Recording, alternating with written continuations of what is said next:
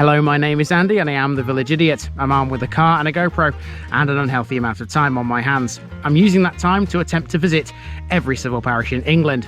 You're watching the Newark and Sherwood series, a district of 84 civil parishes right in the centre of Nottinghamshire. Come with me as we delve into one of them. Welcome back to Newark and Sherwood, everybody. Now, we've seen plenty around Newark in this series. We haven't seen much in the way of Sherwood. Well, I'm sure the word Sherwood means forest to you, and as you can see, I am definitely in a forested area here. In these next couple of episodes, you're going to be seeing plenty of Sherwood Forest and a lot of its landmarks. And in this one, you're going to be seeing an abbey. Welcome to Rufford.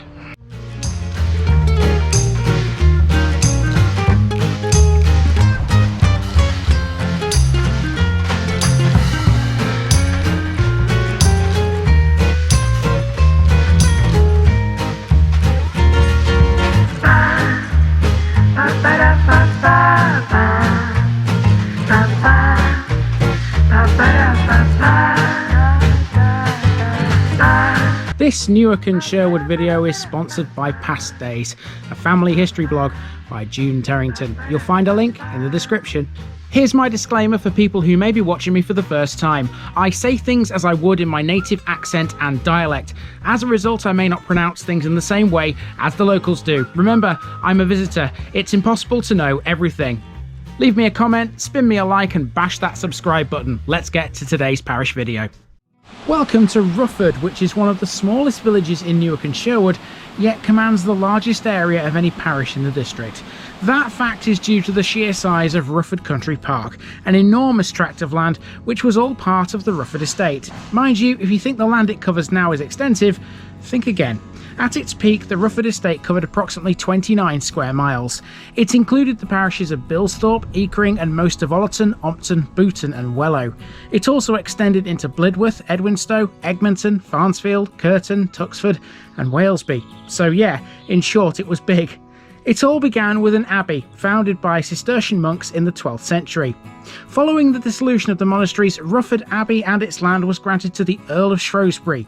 George Talbot, husband to Bess of Hardwick and the 6th Earl, transformed the old abbey into a country house. It was then often visited by James I and Charles I, who liked to hunt in Sherwood Forest. In 1626, the house passed to the Savile family, who continued to improve both it and the estate it sits within. The Saviles had a hand in many of Rufford's most well-known features, like the mill, the lake and even the roads that run around it. Famed for many a reason, the best bit about Rufford Country Park these days is it's all completely free to walk around. So what are we waiting for? Let's do it!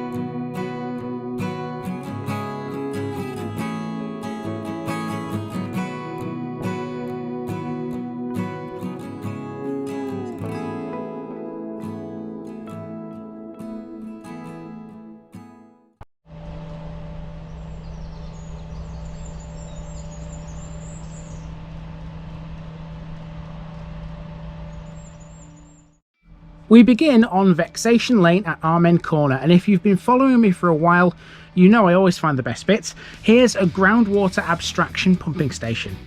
Amen Corner suggests something religious once stood here, but if it did, I couldn't find what. It lends its name though to a karting track nearby, which is now permanently closed. At the end of the road we meet the A614. Before this was here, Vexation Lane continued on to what we now know as Rufford Lane, and that's where we're going.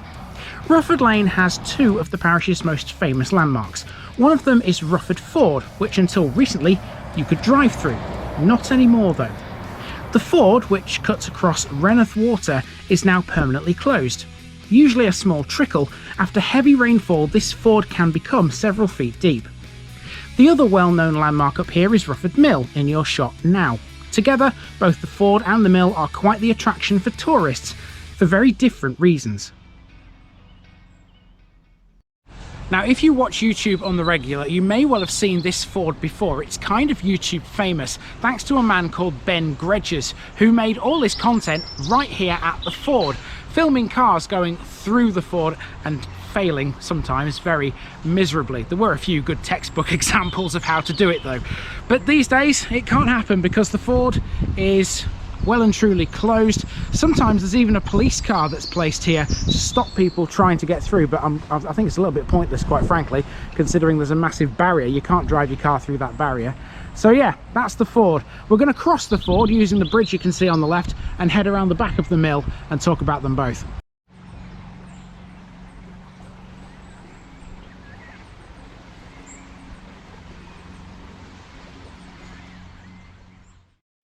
In fact, the reason this ford is now closed is thanks in part to that YouTube channel.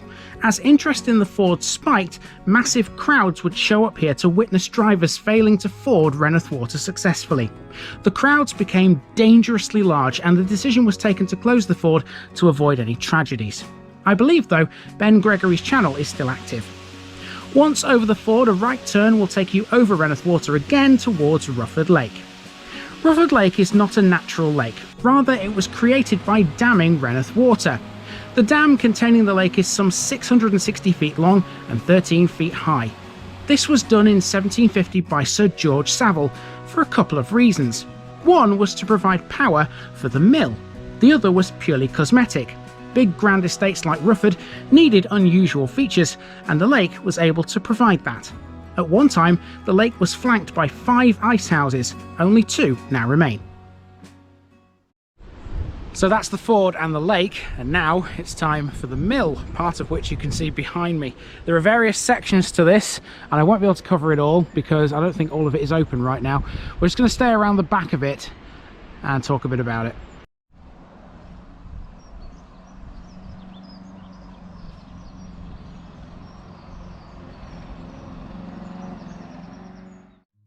Mills at Rufford have been a thing since the days when Rufford Abbey was still occupied by the monks. There have been at least 3 mills on this very site. The late 1700s saw 2 corn mills here before this sawmill was constructed in 1860 by the Saviles. Much of the timber milled here was from the Rufford Estate. The mill remains an important landmark, and although some of its workings can still be seen, you're more likely to come here now for this building.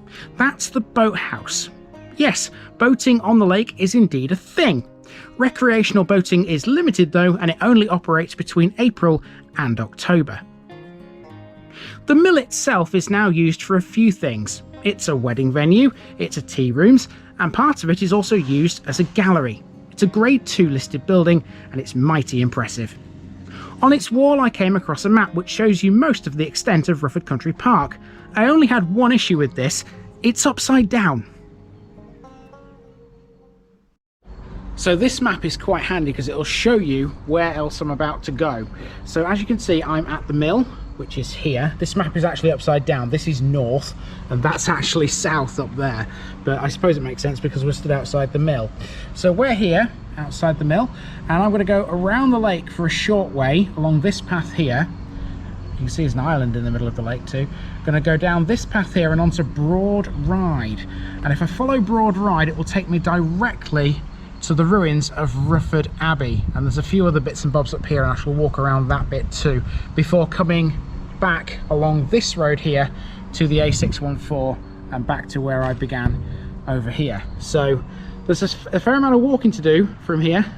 Let's get on and do it.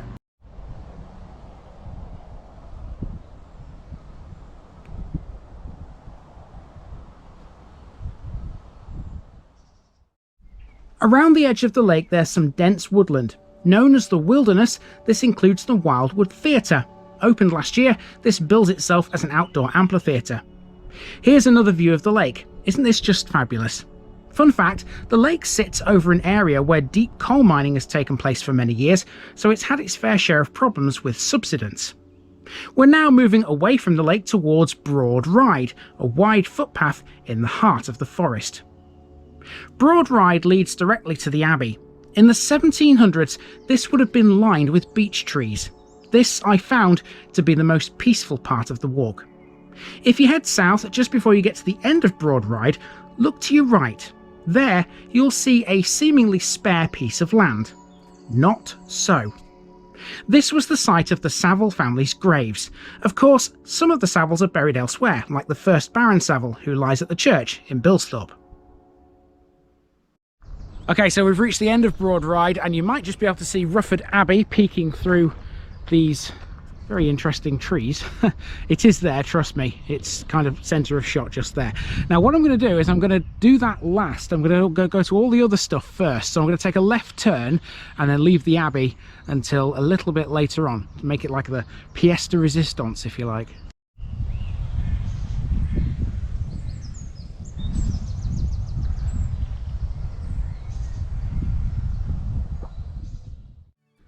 Now we're entering the gardens at Rufford Abbey. There are all sorts of things in and around these, including a large children's play area. There's a statue in the gardens too. This is the Oil Patch Warrior. It's a memorial to the American oil drillers who travelled secretly to England in 1943 to work at Duke's Wood at Eakring. The gardens themselves are pretty, and they're well maintained too. In the summertime, this whole area is awash with colour. It's a family-friendly area as well, and that's one reason why there's also a mini golf course, which looked mightily interesting. It's £5 per person, this, folks. The gardens also feature the Shrine of Nemi. In 1886, a collection of antiquities arrived in Nottingham, a gift from the excavations at Nemi near Rome by Sir John Savile. The site was a temple to Diana, the goddess of healing, women and childbirth. This shrine has some small-scale replicas of the items, but the originals can still be seen at Nottingham City Museum. There are so many little landmarks here, it's impossible to film them all, but I have captured some more, which you'll see in today's rest-off section. Here's another one, a skeleton in some stocks, and you'll find this outside the orangery. We'll just walk up to this. It's a plant centre, according to the sign. It's closed at the moment, looking at that. But it's all part of the Abbey's grounds. And speaking of the Abbey, it's time. Let's head across to it and talk about it.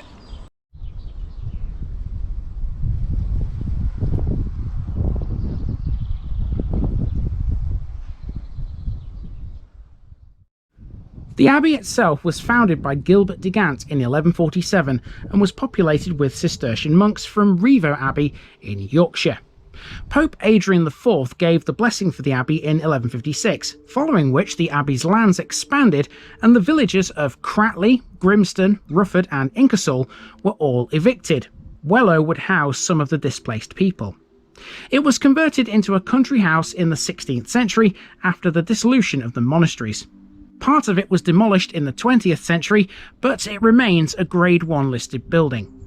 The Abbey was used as the setting for The Secret World of Polly Flint, a 1984 children's book written by Helen Cresswell. Rufford Abbey is also the title of a popular piece of music composed and arranged for a brass band by Drake Rimmer. Without a doubt, the Abbey is the biggest and most impressive landmark of all in Rufford Country Park. Now, of course, with historic places like this, you are going to find tales that are a bit ghostly. And here outside the Abbey, there's a board which tells you about some of the ghosts of Rufford Abbey. Now, I'm going to make a special section out of this, so don't worry if you can't read this. There's quite a few people who are said to be haunting this place. I hope I don't come face to face with any of them. There are a number of ghostly tales surrounding the Abbey. One of them is that of a black friar, a tall, sinister figure in a black monk's cowl with a skeletal face. That would scare the living daylights out of anybody. The most famous ghost here, though, is not quite as barbaric as that. Known as the White Lady, countless people have said they've caught a glimpse of Lady Arbella Stewart. Stewart was Bess of Hardwick's granddaughter and was central to something called the Main Plot, hatched in 1603.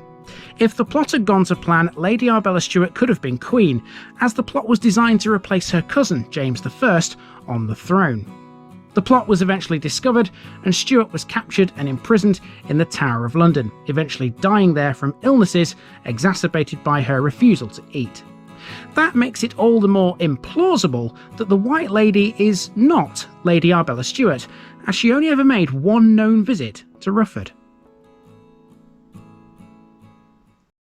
Now, from the Abbey, the easiest way you might think to get back to the A614 is to use Lime Tree Avenue, which is this street here, this little drive that leads all the way back to the main road. Unfortunately, you can't do that because there's a gate at the end, and I've already checked, it is locked.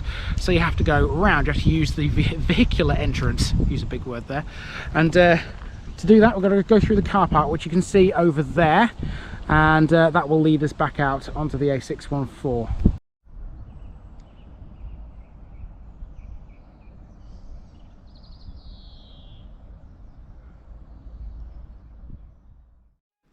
Using the car park, we can exit back to the A614. By the way, whilst Rufford is free to walk around, there is a car park charge here if you wish to park. There's a couple more landmarks on the A614. This is the West Lodge, a Grade 2 listed gatehouse that was built in 1841. Directly opposite this are the lock gates at the end of Lime Tree Avenue. Technically, these are not gates, they're what's known as a screen. They're mid-19th century, and they're also Grade 2 listed. Not far from them is a bus stop. The whole park is accessible by public transport. The Sherwood Arrow service calls here from Ollerton. And for those of you who like a drink or two, yes, there is a pub here too. Situated on the corner of the Edwinstowe Road is the dog-friendly Rose Cottage. Oh, and it wouldn't be a touristy type place without something like a Centre Parks now, would it? Rufford has one of those, located along the road to Edwinstowe. It's a wonderful part of the country is Rufford, and there's more for you to see yet in the form of today's rest off section. Hopefully I've managed to catch most of the good bits that I haven't already spoken about. Here that comes right now.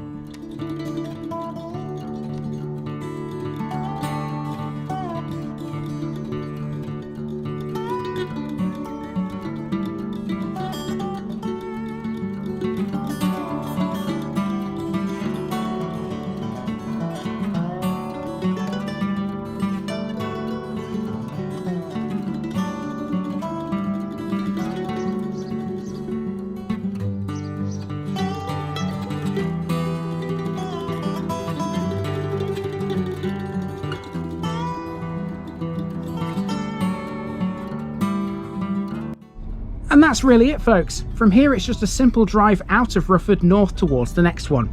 If you thought this part of Sherwood Forest had some amazing landmarks, you haven't seen anything yet. Get out your bows and arrows, because next week it's all about Sherwood's most famous outlaw, and I'm pretty sure you know who that is.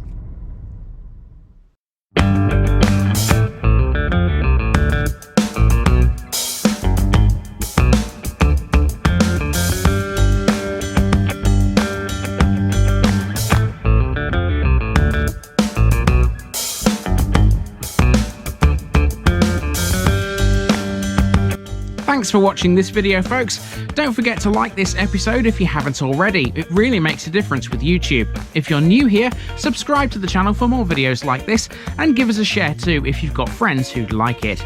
You can find all the links to my social media accounts below, as well as my Buy Me a Coffee page where you can donate to the channel. Also, if you've enjoyed this episode, have a look at some more videos in this series. Until next time, I've been Andy, also known as the Village Idiot, and I'm out.